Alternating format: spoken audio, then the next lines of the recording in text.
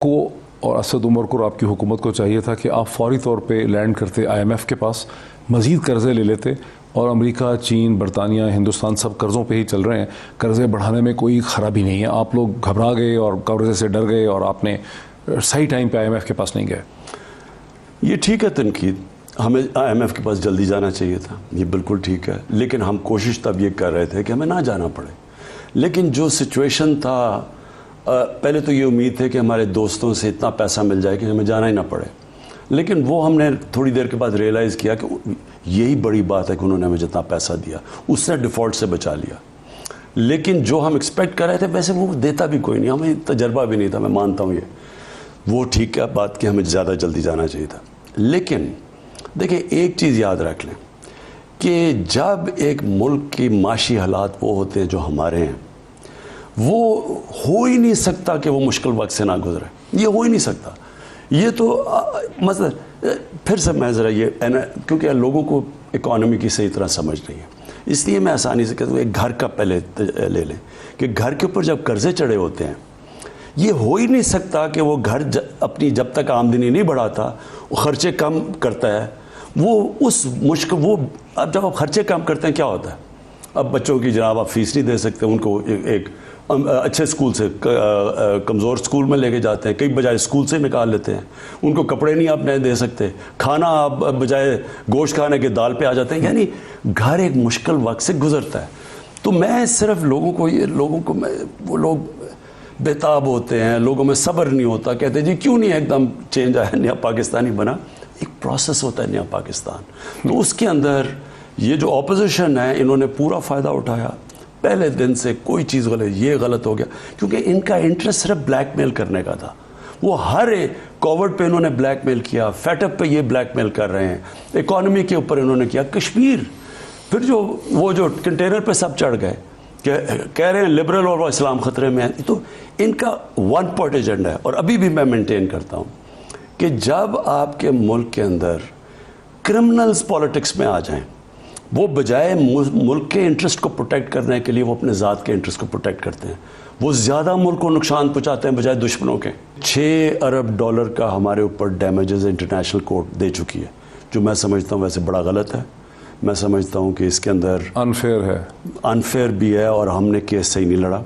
جب تک جنریشن کی قیمت نیچے نہیں آتی ہم اس ٹریپ میں پھنسے ہوئے ہیں. ہم بجلی کی قیمت بڑھا نہیں سکتے، نہ انڈسٹری نہ عوام، اور اگر ہم بڑھاتے نہیں ہیں تو وہ قرضے بڑھتے جاتے ہیں کیونکہ بجلی جو ہے مہنگی بنا رہے ہیں. تو اس کے اوپر ایک کمپریہنسو پلان لے کے آ رہے ہیں. یہ بڑی دیر لگی تیار کرنے میں، انشاءاللہ ہفتے تک یہ اناؤنس کر رہے ہیں. کشمیر پہ آپ نے بہت بھرپور پوزیشن لی اگست 5 کے بعد. اقوام متحدہ میں آپ کی تقریر، آپ کی گورنمنٹ کی پوزیشن، آپ کے فورن مشنز بہت ایکٹیو رہے. لیکن اگر آپ صورتحال دیکھیں، پریزیڈنٹ آزاد کشمیر جو بالکل ریٹریکل پرسنالٹی نہیں ہے، وہ روز ہمیں بتا رہے ہیں کہ وہاں پہ ڈیموگرافک چینج کا بہت خطرہ ہے اور اگلے 1-2 برس بڑے کروشل ہیں. اب آپ کی گورنمنٹ کیا اس کا ادراک کرتی ہے کہ کس قسم کا خطرہ ہے کشمیر میں اور کیا کرنا ہے؟ دیکھیں کشمیر میں بار بار یہ کہتا ہوں، لوگ بڑے مایوس ہو جاتے ہیں. میں سمجھتا ہوں کہ ہسٹورک بلنڈر کر گیا ہے نریندر مودی. وہ یہ غلطی کر بیٹھا ہے جو اس کے میرے خیال میں جو اس نے اسمپشنز کی ہوئی تھی کہ یہ اس سے کیا کیا ہوگا وہ غلط ہو گئی ہیں. نمبر 1 اس کی یہ تھی کہ پاکستان چپ کر کے بیٹھا رہے گا، کیونکہ پاکستان وہ سمجھ رہا تھا کہ پاکستان کے تو حالات اتنے برے ہیں، معاشی حالات اتنے برے ہیں، ہم تو کچھ کریں گے نہیں. اور اب تک ہم کچھ بھی نہیں کر رہے تھے، ہم تو دوستی کرنے کی کوشش کر رہے تھے.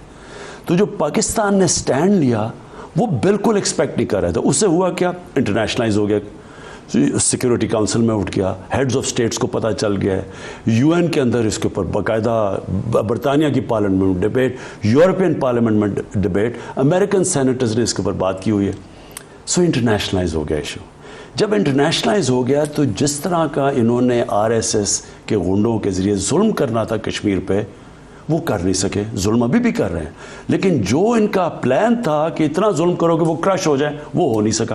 کشمیر کے لوگوں کو ویسے کے ویسے ہی ہیں، وہ جس وقت موقع ملے گا وہ کھڑے ہو جائیں گے. تو وہ ان کو کرش نہیں کر سکا. اب اگر تو وہ یہ جو سوچ رہا ہے کہ ڈیموگرافی بدلنے سے، اور یہ بڑا یہ تو خطرہ تو ہے نا، اس کے اوپر ہم آپس میں ڈیبیٹ کر رہے ہیں کہ بیسٹ اس کا سٹیپ کیا ہے. اس کا انٹرنیشنل کرمنل کورٹ میں بھی جا سکتے ہیں کیونکہ یہ اصل میں فورتھ جنیوا کنونشن کے مطابق آپ ایک اس جگہ جو ڈسپیوٹڈ ٹیریٹری ہے اس کی ڈیموگرافی نہیں بدل سکتے. تو اس کے اوپر بھی ہم سوچ رہے ہیں کرنا. اچھا، ایک تو کی ایشوز ہیں فارن پالیسی پہ ڈسکس کر لیں. اسی ہفتے آپ نے دیکھا کہ یو اے ای کے بعد بحرین نے اسرائیل کو ایکسیپٹ کر لیا، عمان نے اس کو ویلکم کیا ہے، لگ رہا ہے کہ عمان بھی ایکسیپٹ کر لے گا. اب آپ کی جو پوزیشن ہے کہ ہم نے ایکسیپٹ نہیں کرنا وہ نون ہے، آپ کئی دفعہ اس کو کہہ چکے ہیں، لیکن پاکستان کے اسٹیٹ انٹرسٹ میں کیا ایسا نہیں ہے کہ ہم یہ دیکھیں کہ ہماری نان ریکگنیشن بھی ایک لیوریج کی حیثیت رکھتی ہو اس پوری مڈل ایسٹرن ایکویشن میں؟ معید، کئی چیزوں کے اوپر زندگی کمپرومائز کا نام ہے. آپ کو کمپرومائز کرنا چاہیے اور کرنا پڑتا ہے، لیکن کئی ایسی چیزیں ہوتی ہیں کہ وہ جو آپ کے بنیادی اصول ہوتے ہیں، جو آپ کی یعنی کسی وجہ سے ایک قوم بنتی ہے، ایک بیسک پرنسپلز کے اوپر ایک قوم کھڑی ہوتی ہے. جب ایک قوم ان پرنسپلز کے اوپر کمپرومائز کرنا شروع کر دے تو پھر وہ کمپرومائز کی کوئی لمٹ نہیں ہوتی. جنرل مشرف نے ہمارے سامنے وہ کمپرومائز کرتے گئے، وہ شوگر مافیا سے کمپرومائز کر لی، پہلے نواز شریف سے کمپرومائز کر لی، پھر اینڈ میں وہ زرداری سے کمپرومائز، پھر کوئی کمپرومائز رہا ہی نہیں کرنے کو، اور پھر خود ہی چلے گئے اور کمپرومائز اپنی پاور کے لیے کی. جو بھی قومیں اس وقت کر رہی ہیں، دیکھیں میں کوئی کامنٹ نہیں کروں گا کیونکہ ہر ملک کی اپنی فارن پالیسی ہوتی ہے، ان کے اپنے مفادات ہیں، ان کی اپنی مجبوری ہیں. میں پاکستان کا اس لیے یہ کہتا ہوں. لیکن آپ کی کیا ایڈجسٹمنٹ ہوگی؟ وہ تو ان کی اپنی فارن پالیسی ہے، آپ کی اپنی فارن پالیسی، آپ کیسے ایڈجسٹ کریں گے؟ ہمارا صرف ایک سوچ ہونی چاہیے کہ فلسطین کے جو لوگ ہیں، جو ان کے اوپر ظلم ہوئے ہیں، جس طرح کی مشکلات انہوں نے برداشت، جس طرح وہ رہ رہے ہیں، کیا ان کی زمین کدھر سے شروع ہوئی اور سکڑ کے کدھر رہ گئی ہے، ان کا کیا فیوچر ہے. دیکھیں، جب فلسطین کے لوگ سیٹسفائی ہو جائیں کہ جی ایک جسٹ سیٹلمنٹ ہے، ہمیں مان لینا چاہیے. لیکن اس وقت اگر فلسطین کے لوگ بیچارے اتنے آبجیکٹ کر رہے ہیں، جو بھی کوئی ریکگنائز کرتا ہے اسرائیل کو، تو سب سے زیادہ شور تو فلسطین کے لوگ مچاتے ہیں. تو اس کا مطلب کہ وہ ان کے لیے تو جو سٹیک ہولڈرز ہیں وہ تو ایکسیپٹ نہیں کر رہے، اور تو دنیا ایکسیپٹ کر بھی لے، جب تک وہ لوگ سیٹسفائی نہیں ہوتے کہ ان کے لیے ایک وائبل سٹیٹ بنی ہے، تو تب تک کوئی فرق نہیں پڑے گا، جو مرضی ریکگنائز کر لے. اصل میں تو جب تک ایک منصفانہ سیٹلمنٹ نہیں ہوتی پیلسٹائن کی اسرائیل کے ساتھ، تب تک کوئی فرق نہیں پڑے گا ریکگنیشن کا دنیا کا.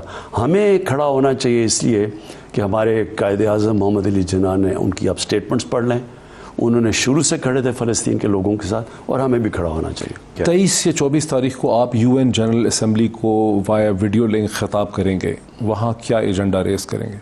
دیکھیں، اصل تو کشمیر ہے، کشمیر کے علاوہ کلائمیٹ چینج ہے. دیکھیں کلائمیٹ چینج اب ساری دنیا کا اب حال دیکھیں، کلائمیٹ چینج میں تباہی مچی، کیلیفورنیا میں آ گئے ہیں، فلڈز آئے ہوئے ہیں دنیا میں، ہر تہلکہ دیکھ لیں.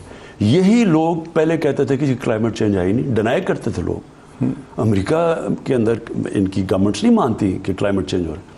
اب دنیا دیکھ رہی ہے کہ یہ بڑا ایک سیریس ایشو آ رہا ہے، اور ہمارا ملک اس سے بہت، اور ہندوستان، یہ دونوں ملک بہت متاثر ہوں گے کلائمیٹ چینج سے. لہٰذا کلائمیٹ چینج کو ہم نے ضرور اٹھانا ہے، کیونکہ ہمارے لیے یہ جو ویدر پیٹرنز ہیں، ہمارا تو یہ گلیشیئرز کے اوپر اگر گرمی بڑھتی گئی تو ہمارے تو گلیشیئرز اگر ان میں پانی کم یعنی یہ میلٹ ہونا شروع ہو گئے تو ہمارے آگے بہت بڑے آنے والی نسل